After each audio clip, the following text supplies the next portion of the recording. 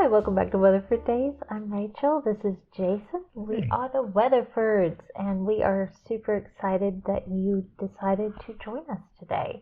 Today we're on week 3 of our series with Sir Terry Pratchett on his Discworld, and we're going to be examining. We're doing Christmas in July, right? Oh, right. Okay, that does make sense. We're kind of doing fantasy Christmas in July. Yep. Yeah.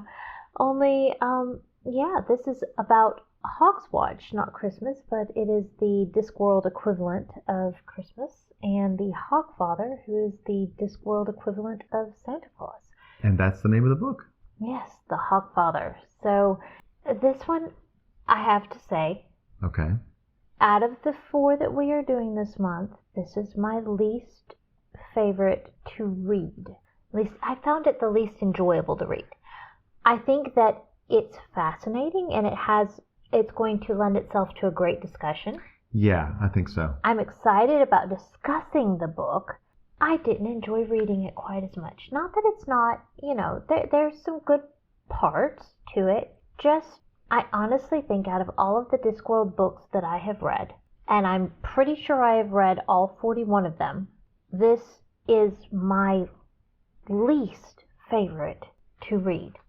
And some people are already like, click off, that's it, we're done. No, we hope that you will stay, even though that's, my personal opinion. I think that you really enjoyed this one. I enjoyed some elements of it. I enjoyed, strangely enough, there was actually plot elements in this book, and we're probably going to have deeper meanings once you kind of unpack them for me, because they kind of went over my head until we'll talk about it. But small gods, I think it's between I don't know, it's between small gods and guards. I really like the Night Watch guys. They remind me of one of those 80s cop shows or whatever, where they're kind of like not bumbling, but they're kind of just doing their job. And I liked small gods kind of, it was very pointed in its commentary, which is some of that is in here too. But yeah, I think I can see where you're coming from with not being the most enjoyable. Yeah, I think one of the things that made it a little bit less enjoyable for me is I didn't have as big of a connection with the main character, even though I find the main character interesting. Like, she's really interesting. She and he, and whoever you want to say is the main character. Susan Stohellett. Yeah. Yeah, but I just didn't find her quite as relatable as I did with a lot of the other main characters that happen in these books. But I liked her just fine. Well, let's do a brief summary since we're talking about characters. Okay. Yeah.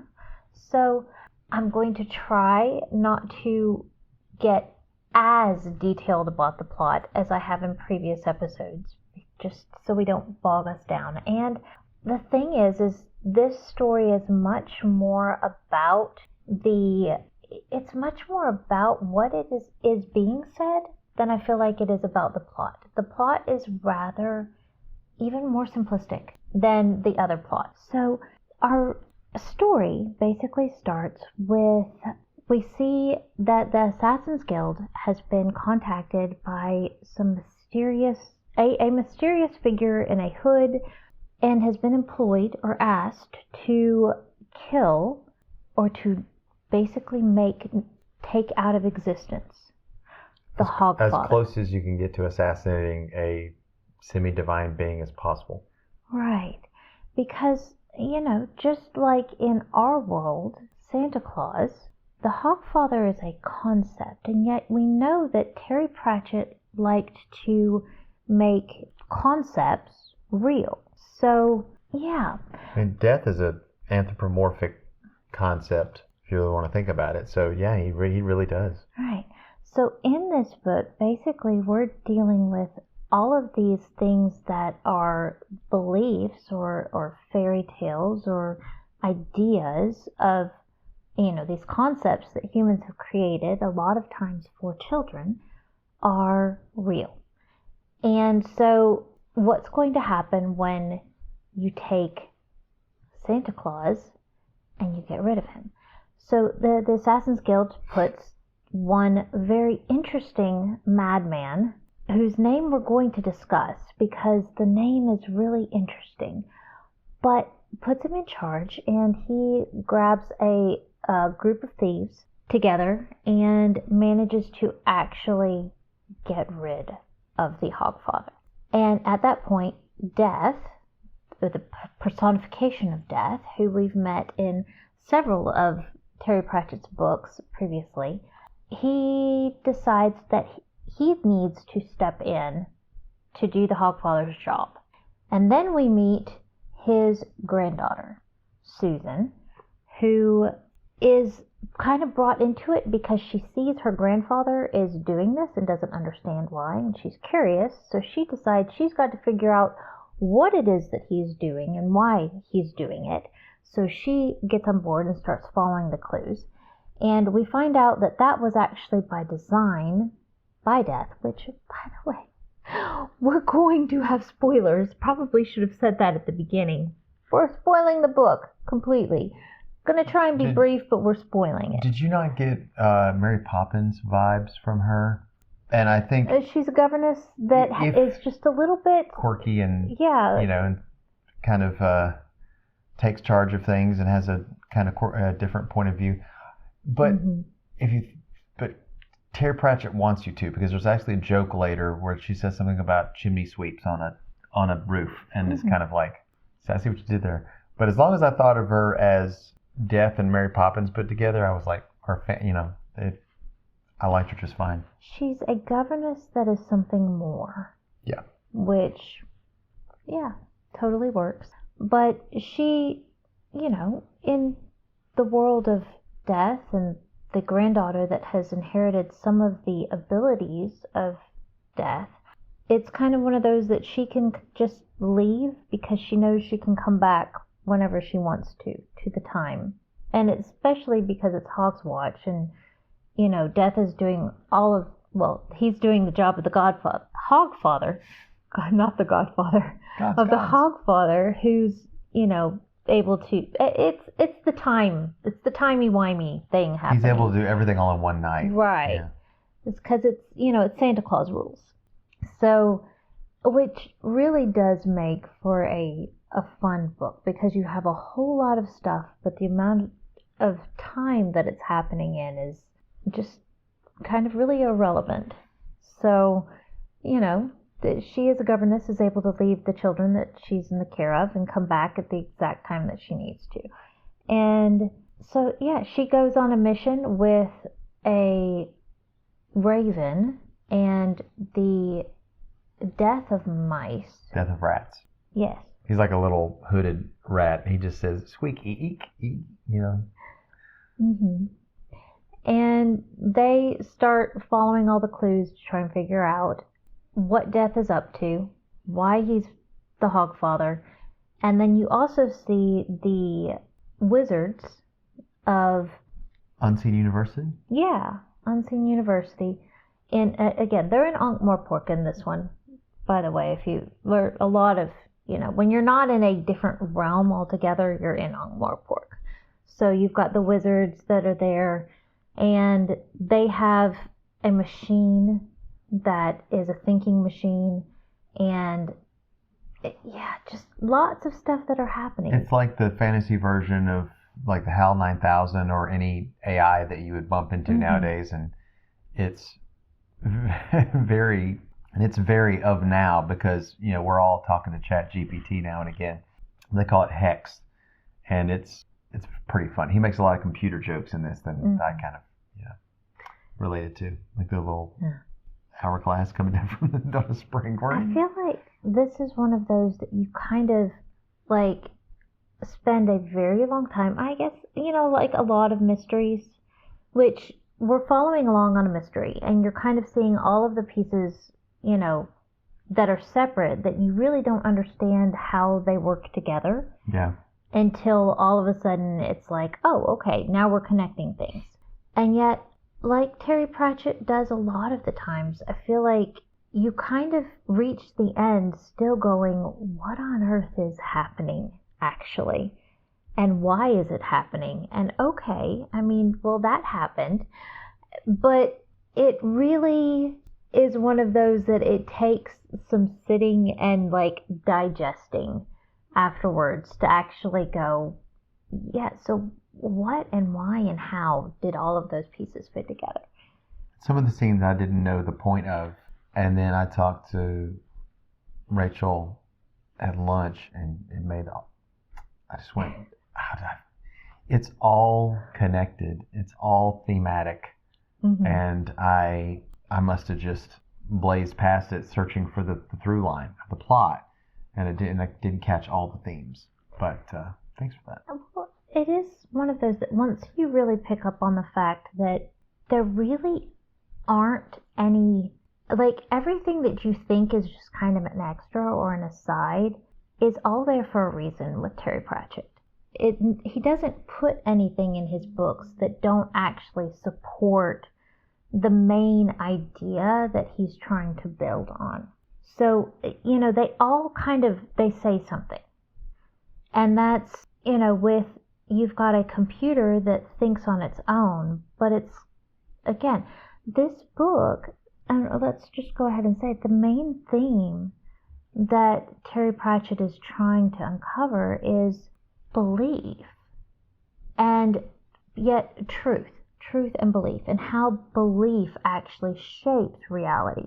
And I feel like, that is a main thing that we get into around Christmas. If you look at, or our beliefs in a reaction to reality, that we conjure up these beliefs because we're trying to survive reality in a way, right? And logic, and it just can't stand it. Maybe that's. But he's kind of trying to ask the question of, why do we believe the things that we believe? And what is the purpose of them? Do we believe the things that we believe because they're true, or because they need to be true? And it really, your quote that you want to do, which I actually have the physical book this time to pull from, which is fantastic. This was my favorite quote. I read the quote off of TV Tropes before I ever read the book or saw the TV movie, and it stuck in my head. I was like, "That's really good." And then I knew it was from Hogfather. I was like, "Okay." I was waiting for it to show up, and it did.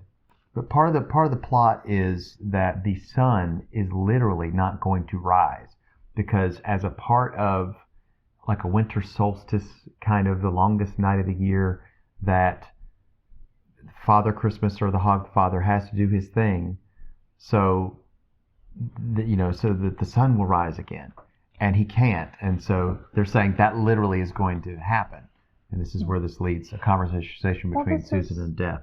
This is foundational. I'll go ahead and back up a little bit to read that, but where we are is basically Susan has managed to find out what happened to the Hogfather and how our assassin was able to actually take him out of reality. And the way that he did that was he followed the Tooth Fairy, or one of the Tooth Fairy's assistants, to the home of the Tooth Fairy, and was able to take over and get all of the teeth of all of the children, and everyone who had been children. So basically he's then using those teeth, by having a bit of them, he can control them. It's described as old magic, based off of earth magic, really, if you want to think of it that way. So he piled all of the teeth that he found in the Tooth Fairy's castle into a pile, and then did like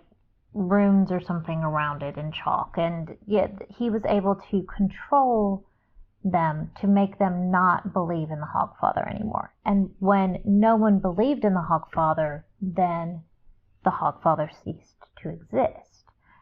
So Death taking over, did that cause people to start believing in him again? And what Death was doing was trying to leave enough evidence that the Hogfather did exist that he then was able to bring him back. But it took Susan actually taking and getting rid of that circle and stopping the assassin to, along with. So it's like, even what Death did, it seemed like it was just kind of in the meantime, it was more important what Susan did and actually stopping that from happening. So death is following his whatever death is following there. He honestly cares and understands about humans, even though he's there for their last breath. It's strangely enough that he understands humanity better than most. Death and the Hogfather are both kind of the same entity, or type of entity.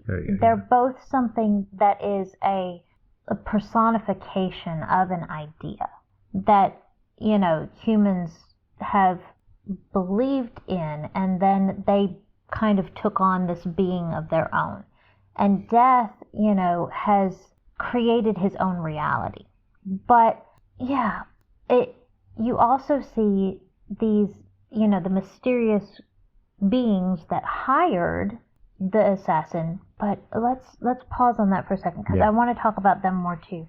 But the quote that we were going to go is, Death and Susan are talking after Susan has done that, and she's like, okay, finished, done, the Hogfather's back, everything's good. And she says, what would have happened if it hadn't saved him? And he says, the sun wouldn't have risen. And she goes, oh, come on, you can't expect me to believe that. It's an astronomical fact. And he's like, the sun would not have risen. She turned on him. It's been a long night, grandfather. I'm tired and I need a bath. I don't need silliness. The sun would not have risen. Really? Then what would have happened, pray? A mere ball of flaming gas would have illuminated the world. They walked in silence for a moment. Ah, said Susan dully. Trickery with words. I would have thought you'd have been more literal-minded than that. I am nothing if not literal-minded. Trickery with words is where humans live. All right, said Susan. I'm not stupid. You're saying humans need fantasies to make life bearable. Really? As if it was some kind of pink pill. No. Humans need fantasy to be human, to be the place where the falling angel meets the rising ape. Tooth fairies, hogfathers, yes, as practice. You have to start out learning to believe the little lies, so we can believe the big ones. Yes, justice, mercy, duty, that sort of thing. They're not the same at all. You think so? Then take the universe and grind it down to the finest powder and sieve it through the finest sieve, and then show me one atom of justice, one molecule of mercy. And yet, Death waved a hand. And yet you act as if there is some ideal order in the world, as if there is some rightness in the universe by which it may be judged. Yes, but people have got to believe that, or what's the point? My point exactly.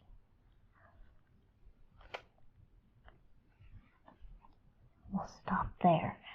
It's the very heart of what Terry Pratchett is trying to say in this book is really summarized by that section. The idea that believing in justice and truth it's not actually because it's real, it's not actually because it's true, it's because we have to believe in it in order to want to live. Like, that seems to be what he's saying. One thing that I thought about when you're saying that is it is akin to the longest night of the year. That we believe in the Hogfather. Let's just say that the people there believe in the Hogfather so that the sun will rise again. And the sun rising again is optimism. It's getting through the day. And it's part of the pessimistic part of me is thinking in the author's mind is that this world doesn't have mercy, doesn't have justice. Morality is an invention, but we have to believe in those things or else it's just sheer chaos and we have to get by. And I think there's a thing in Terry Pratchett that wants to believe in the stories, but not that they're real. It's almost as if it's the need in himself to write fantasy, as a lot of authors would be. It almost seems to me like, do you remember, I've heard some people say not Philip, is it Pullman? Philip Pullman, who did the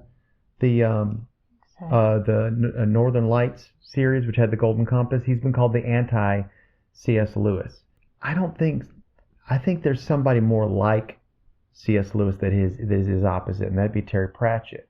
I think that there's both a longing in both these men and a joy in what they write. But C.S. Lewis saw myth as something truth breathed through silver. I can't remember what it was, but we've talked about that before.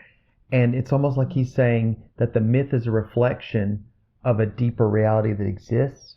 And Terry Pratchett is saying that we create the myth and we create the fairy story, we create those concepts to survive in such a dark, gray world that we're to give life to it. When in fact, the story is what gives life was predated the world and gives life to it. And so that I think is more of seeing Terry Pratchett's heart with it. Yes, he's a little bit of a cynic and he's a satirist. He likes to poke fun and likes to, have a sharp statement that also makes you think. But I think that there's a beating heart to what he has there. Yeah. And I think he still has awe, but he doesn't know where it comes from. And he doesn't know, how to name that heart. But C.S. Lewis did. It really is, though.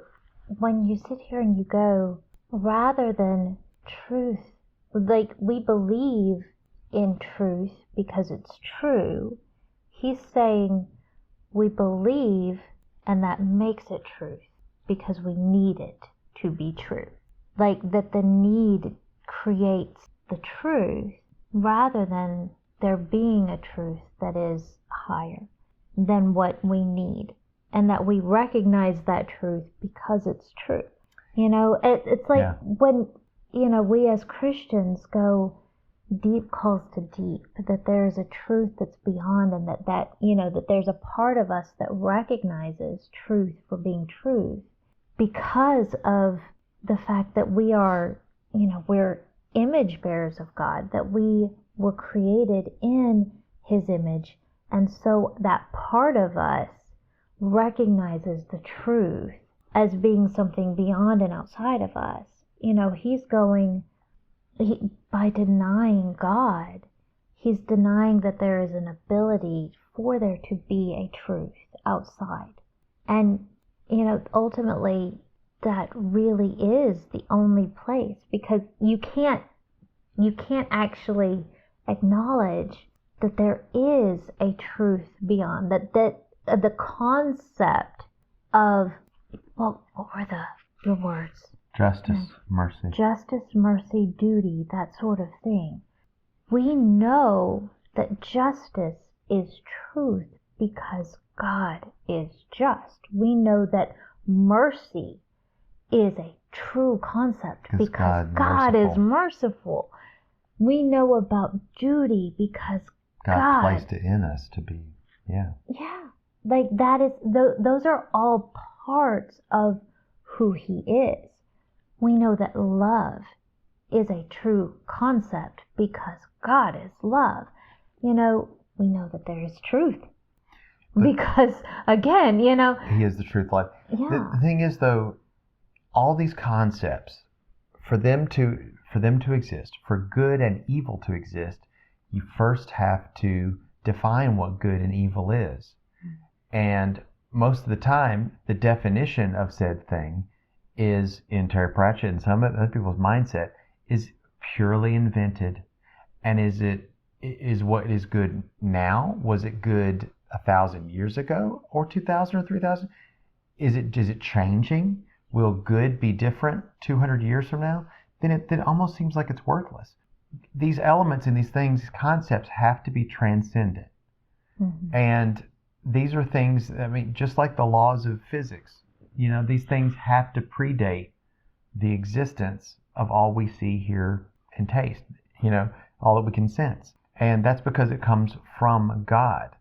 That not only is God a person, but God also personifies these elements. We know, it even says God is love.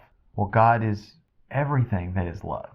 And we only know love because we know God. There's no, everything else is just a shadow.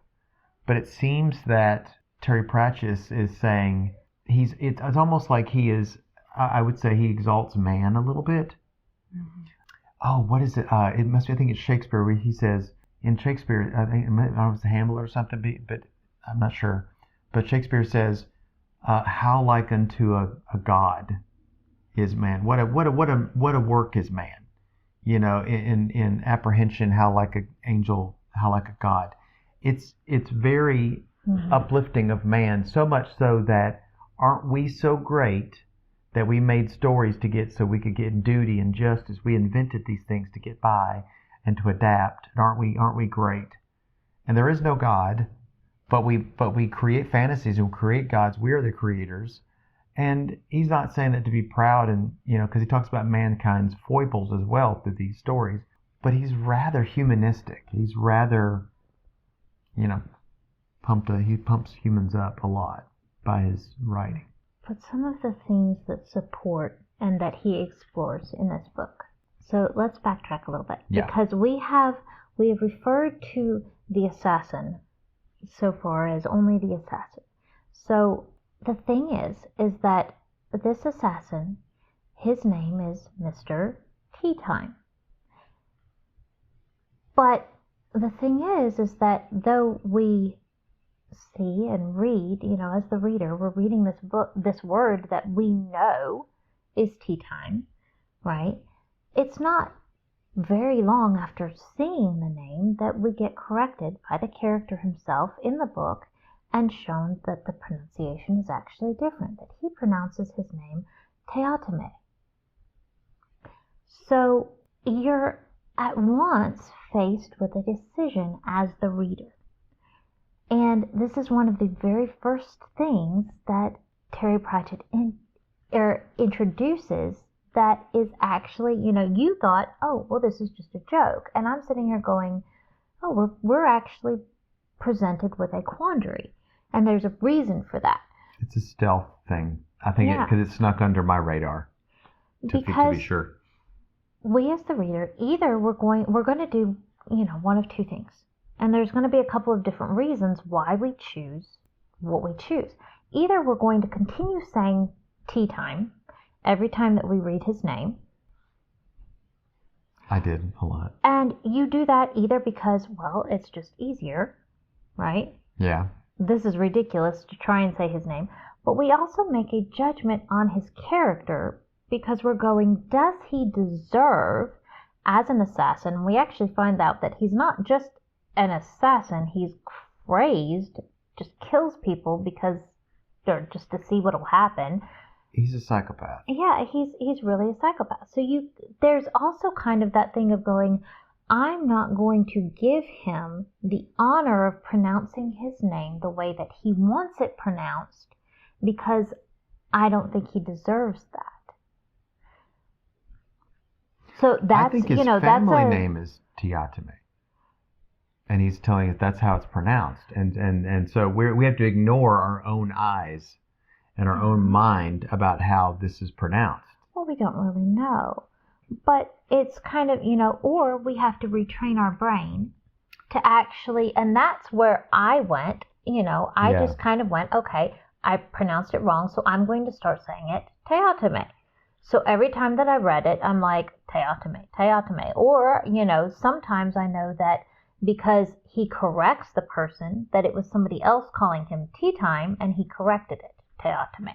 So, it's kind of one of those where it's like, I'm going, either I have to retrain my brain to actually say it this way, denying what my first instinct is, because this is a known word to me to say, but throughout the entire book, I'm forced to go, how am I going to read this? And why am I doing this? And am I going to go through the actual struggle, or am I just going to give in? And it's kind of, you have to sit here and go, am I going to choose this because of the reality of the word, or am I going to decide to live in the character's reality of how he wants his name to be pronounced? So it's, again, this theme of, is it true that it is Teotime because the character believes it is true, or am I, as the reader, actually going to place my reality over it? It's kind of like Susan and Death when they're talking about the sun coming up. She said, what would have happened? And he says, well, a mundane ball of gas would have risen up over the hill, flaming ball of gas. And I'm like, that's the sun. But it's a choice between the poetic description and the prosaic. You're just going, or the logical. Susan's even very logical about things, and she's just like, this is not. But it's funny that she's logical, but she's the granddaughter of the personification of death. So I think it's a little bit of a stretch for her to really try to be logical. But we also have, a couple of other things that are like deliberately put in there. We see that when we first meet Susan, that one of the things that she regularly does with these two young charges that she is in charge of, she's in charge of, yeah. Right. But they regularly see boogeymen, monsters. The first time we see the little girl, she's like, oh, there's a monster in the cellar again. And Susan's like, okay. She grabs a poker and she goes down to take care of it. And you're like, okay, she just... Well, a lot of dads will do that. They'll go grab a bat and go, I'm going in the closet. And you go, that's my dad. And yeah, but very quickly you see that she's actually fighting off these monsters. And we're, because we're in Terry Pratchett's world, we're like, oh, okay, so the children and Susan are actually seeing something that they believe is there and that is there. And then you see she's really annoyed at their previous governess. And you find out that the reason why these boogeymen keep popping up is because the children believe that they're there because the governess told them about them being there. So she's having to deal with these children that are constantly seeing and believing that the monsters are there, so they're becoming there. So it's again this theme of belief becoming reality. Not that the truth of the reality was there first, that there are the boogeymen, it's that the belief called them into being. And then another one, you see the wizards. And you have not only the computer that gains a personality and, a real, becomes real by the end of the book. Yeah. You also have them having all of these creatures that keep popping up in the university. Right. There's a Veruca gnome. There's a creature that eats the little pencils down to a nub. There's one that eats the left socks, which I believe in that one. There's one that eats the heels out of socks. I believe that. There's the cheer fairy. Oh. Who's actually extremely sad unless when she can't make you happy. But she's constantly thinking that she's not doing a good enough job making you happy, so she's just constantly crying. And one of the wizards actually takes a shine to her. Well, he takes a shine to her because Cupid has also become real. There's a little baby Cupid that's up, hanging around above him, shooting him with arrows. And I missed that part. I just thought it was just sweet. No. It was natural. No, he got shot by a Cupid. So all of these, things that are these fairy tale creatures, that people just kind of throw out there are becoming real. And, the wizards actually realize that something has happened that's causing these creatures to become real more than they used to. So they lay in wait for death. Well, the Hogfather. They're waiting for the Hogfather, but then when Death shows up instead, they, are able to actually communicate with him. And they've got abilities beyond the normal adult, which is actually... They figure it out. Yeah. They figure out what's going on. I mean, he makes a reference that basically the wizards still have the mind of children. So they're able to see the things that children see and believe in things that, normal adults they're also very aren't grumpy. able to. They're like grumpy children. Yes. Grumpy old men children. Grumpy old men children. But it's, let's see, what else? Oh, the God. Yeah, The he's god of the hangovers. god of hangovers. Every time people drink, he's the one that gets the hangover. Yeah. Something like Bilious is his name. Which apparently he was a random passing comment by one of the wizards that, if there was a god of drink, then there was, or, of drunkenness, then there must be a god of hangovers. So then and he he just popped appeared. into being. Right. And Susan discovers him. And then he actually ends up going on the journey with Susan. And he's kind of funny. Yeah. He ends up maybe wanting to date the Tooth Fairy, a assistant Tooth Fairy, Violet. Tooth Fairy assistant. And they kind of leave it as, even after all of the other beings that popped into existence, once the Hogfather comes back, everything else kind of goes away because the balance of belief is back. Oh no, did Bilious go away? I thought he was still around. Well, no.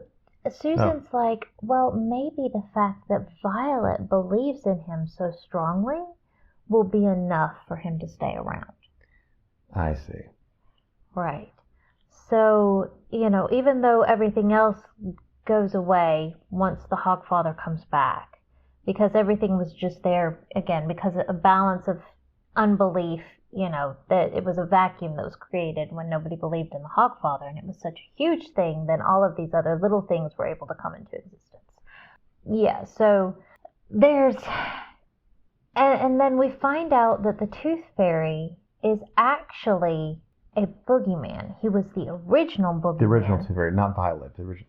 This is... Right. Well, the main Tooth Fairy, not a Tooth Fairy's assistant, but the main Tooth Fairy is actually a boogeyman. The boogeyman. And all the other ones were ones that came after him, but he's the main one. He's the one that represents the dark that you're afraid of, and then later on when they invented torches and things like that, it's like, now they're not afraid of the dark anymore. Evolved and had several different jobs over the years, but he's the one, and that's why this realm that he was in was basically it's children's rules that live there. So it looks like a drawing made by a child where it's, the sky is up above and it's just blue and the grass down and, it's the fish are floating on top of the water that's just blue, and it's, I caught this too, that the Tooth Fairy is just the older legends evolved. Mm-hmm. And the Hogfather, or Father Christmas, is the old legends evolved. Because there's a part where you see like a older character, he's all in furs or something, almost like an Odin kind of character, and then you turn your head, turn back, and he's now, and if you turn back your head and look at him hard enough, he turns into the one off of the Coca-Cola ads, in the red outfit with the, in the sleigh with the reindeer, except they're, hogs with this. But you get the idea. The old gods are just have a new paint job. Mm-hmm. And that's how they were able to adapt, is to adapt to modern society by changing, because we are the believers and we change them. Yeah. Not the other way around. So let's contrast that with the auditors, because the auditors are actually, we find out more about them. They're the ones that hired the Assassin's Guild and Mr. Teotime or Tea Time to get rid of the Hogfather. And we find out that they are essentially the opposite of these ideas, right, that are becoming true because of the belief in them. They actually cease to exist when they take on an identity. So all of these other beliefs are identities that are, that have become true. And they lose themselves if they actually have an identity. So if they ever say I, me, that type of thing, then they poof out of existence. What's another way of saying an auditor, an editor? And I just thought they are the big villains to a writer would be an editor. They're basically, they sit over your shoulder and say, yeah, can you just change this, or can you change that, or why is that scene in there, or why is that character in there?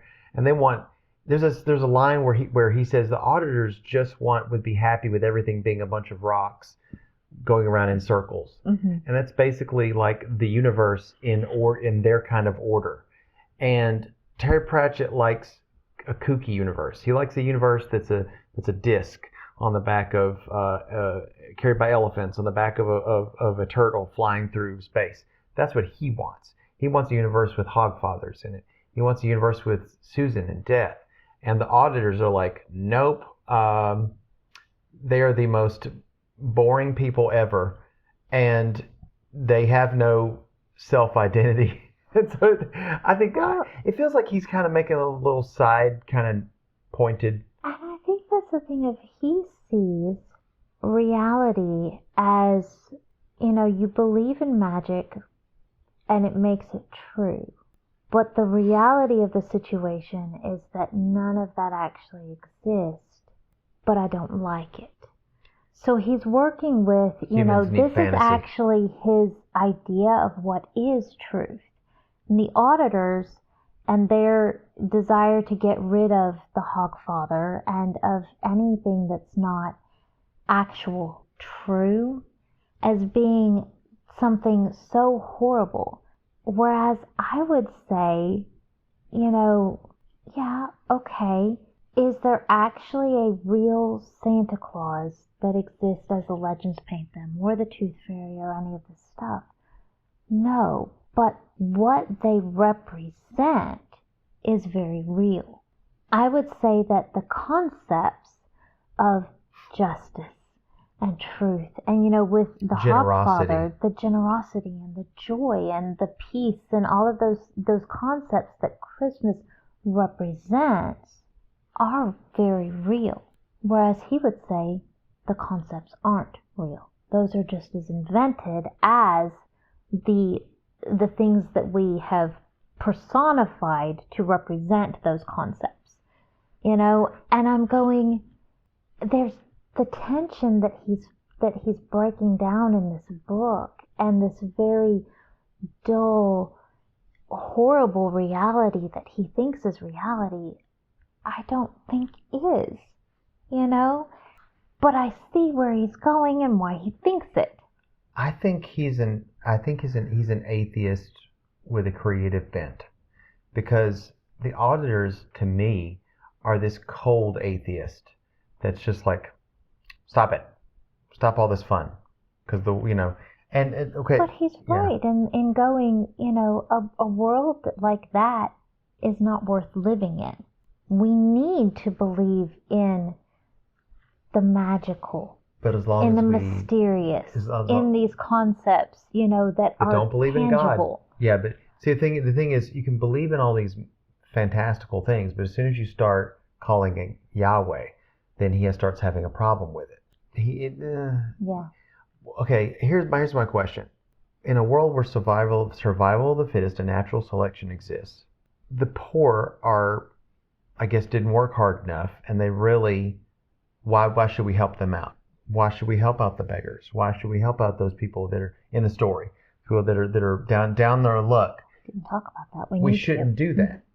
But the Hogfather, or Father Christmas, or Santa Claus, there's a spirit of generosity in that, and that's also represented in the Christian belief system, where you care about others. You put others above your own self. That is completely against the survival of the fittest deal, because you're basically like, well, nature selected them to not have anything, and so therefore, why should we help out?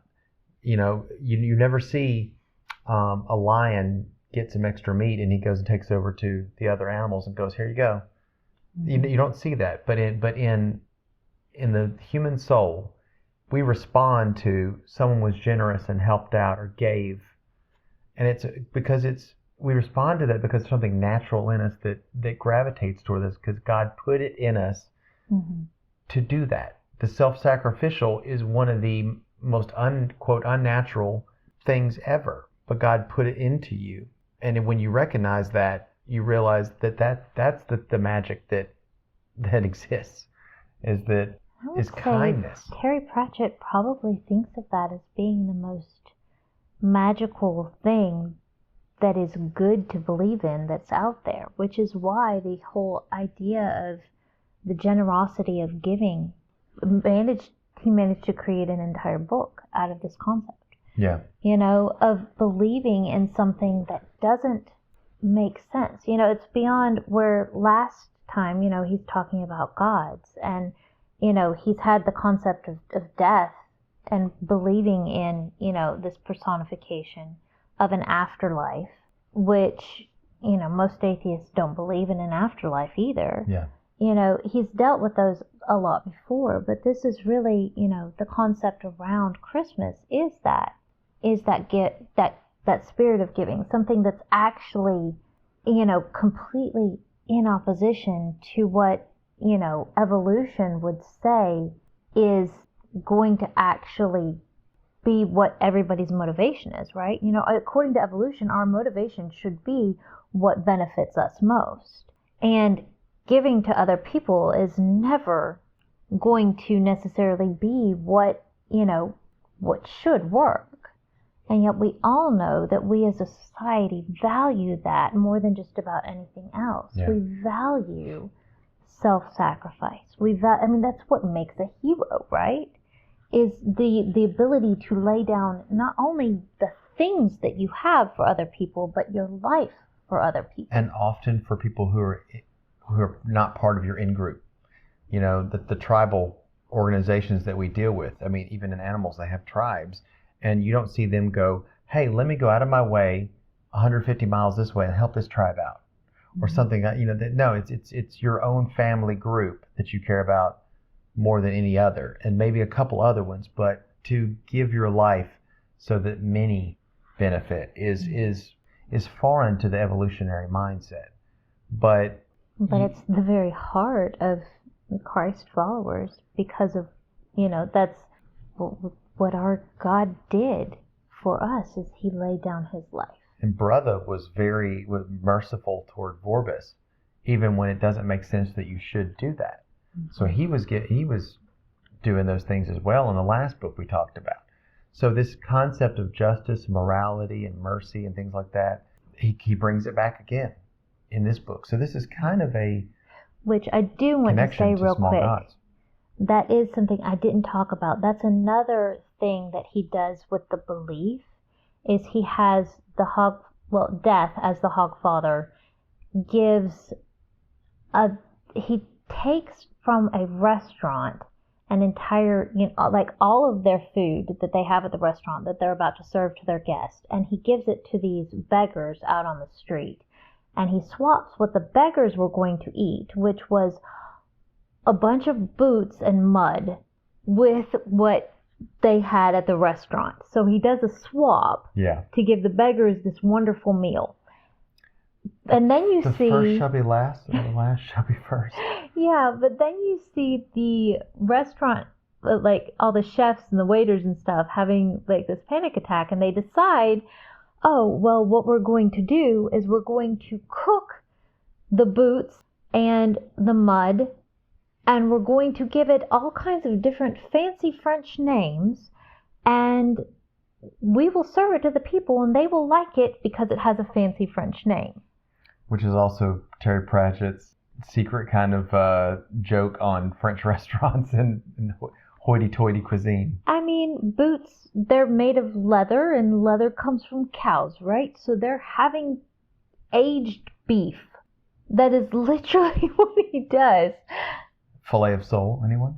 Right. Boo, yeah. So it's absolutely hilarious, but in that joke is another thing that you're sitting here going, it's a belief that they are going to get something super fancy and incredible, and because they believe it's good, the people eat it and say it is good. It's that belief becoming reality. That, just another human psychology does reflect this. I've seen a lot of videos where there's a guy online who he talks about marketing, and he says that if you just change a couple things suddenly people think it's the greatest thing ever if you just add a couple words to it. It's the same food, but if you just add a couple words to how you describe it, somehow it elevates it. So he's not that far off. I mean, we think it's kind of a joke, but human psychology is an interesting thing. But in the end, I guess going through all of this, you sit here and you go, can I actually go with Terry Pratchett here and the conclusions that he's drawing?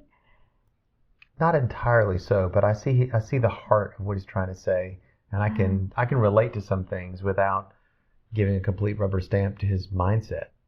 Yeah. And I guess that's the thing, when you sit here and you go, there's so many people that resonate with this book and completely agree with the conclusions. And as Christians, I resonate with this book and I understand where he's coming from. And yet, like we've been saying all along, I believe that there is truth that is true in spite of whether I believe it or not. And because it is true, that is why I believe. Not it becomes true because of my belief. Right. So one thing I like to say is, we talked about, should we encourage people to read this, even Christians or people that are kind of on the fence with that. Small Gods is going to be more challenging because it's more about religion. And I think this one is more of I don't want to say safer, because, read things that challenge you and you find interesting. Even if you don't fully agree with all their themes and everything like that, and what they're trying to get you to read from it. I actually feel like this one goes hand in hand with Miracle on 34th Street. Yeah, it does, and I do think it's more. The beliefs that you examine there. Yeah. Because they talk about being able to believe in Santa because we believe in God. And this one, I feel like you can kind of go the opposite direction. It's like, because we believe in Santa, can we believe in God? And I feel like that is the step that you can take. But go on, I'm sorry, I interrupted. And, and the way that I don't know if we talked about this before whenever we did our Christmas episodes, but we kind of got an idea early on that what would we tell our kids about Santa? We knew that this was a historical figure that a lot of things had grown up around. And this historical figure was interesting in his own right. But how do we have fun with that with our kids? So we told them the truth about what it is, told them about the stories, and we played pretend on that. It wasn't on the level of a religion, it was almost a game. They believed in God because God exists. They believed in this kind of as a tradition.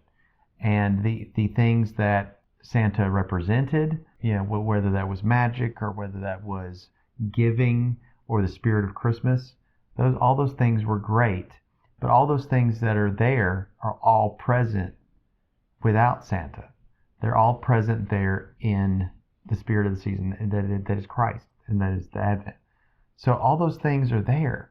You don't have to have Santa Claus, but I think there's something fun about the character.